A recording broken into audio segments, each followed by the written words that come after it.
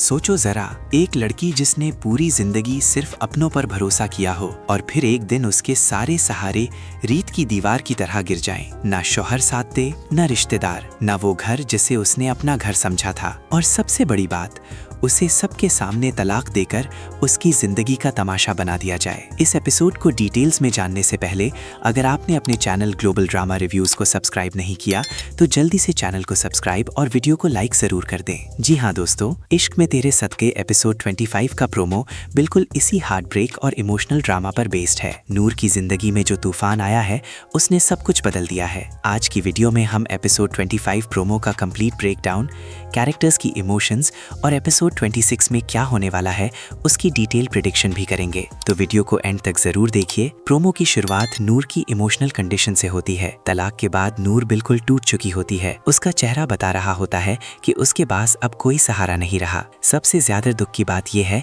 कि उस वक्त जब नूर को सबसे ज्यादा सपोर्ट की जरूरत थी, उस वक्त उसकी अपनी फुप्पो भी उसके साथ खुलकर खड़ी नहीं होती। और जैसा कि हमारी सोसाइटी में अक्सर होता है, जब किसी औरत को तलाक होता है तो सबसे पहले उसके कैरेक्टर पर सवाल उठाए जाते हैं। नूर के साथ भी बिल्कुल यही हो रहा है। प्रोमो में नूर की सौतेली माँ सजदागी रिएक्ट करती नजर आती है। वो अंजुम को काफी शर्मिंदा करने की कोशिश करती है और कहती है, क्या इसी दिन के लिए तुमने अपनी भतीजी का निकाह अपने बेटे से करवाया था? ये लाइन अंजुम के लिए बहुत हैवी मोमेंट होता है, क्योंकि अंजुम खुद भी अंदर से बहुत गिल्टी फील कर रही होती है। उसने सलार को रोकने की बहुत कोशिश की थी। उसने उसके मुंह पर हाथ भी रखा था कि वो तलाक ना दे, लेकिन फिर भी वो नूर को बचाने में कामयाब नहीं हो पाई। अंजुम के दिल में अब एक बहुत बड़ा गिल्ट है। उसे लगता है कि नूर के साथ जो कुछ हुआ है उसकी जिम्मेदार वो भी है। इसी गिल्ट की वजह से स्ट्रॉन्ग पॉसिबिलिटी है कि फ्यूचर एपिसोड्स में अंजुम नूर का साथ देने लगे, और सिर्फ नूर ही नहीं बल्कि जुल्फिकार शाह का भी सपोर्ट करे। ये ट्विस्ट स्टोरी को एक नया डायरेक्शन दे सकता है। प्रोमो का सबसे इंटरेस्टिंग मोमेंट तब आता है जब जुल्फिकार शाह एंट्री करता है। जुल्फिकार शाह यहाँ किसी बहस या ईगो फाइट के लिए नहीं आता। वो सिर्फ एक ही मकसद के साथ आता है,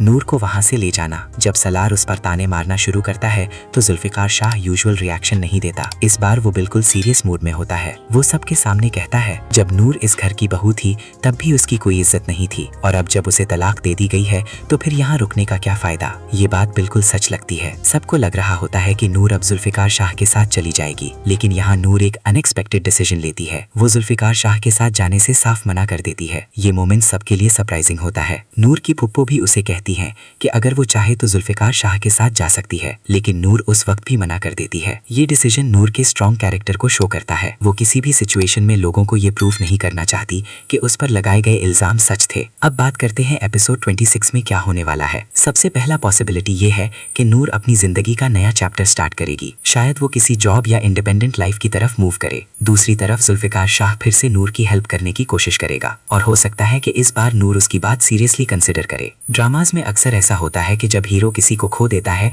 तब उसे रियलाइज होता है कि उसने क्या खोया है। स्ट्रॉन्ग पॉसिबिलिटी है कि फ्यूचर एपिसोड्स में सलार को भी अपनी गलती का एहसास होने लगे, और जब तक उसे एहसास होगा शायद तब तक नूर उसकी जिंदगी से बहुत दूर जा चुकी होगी।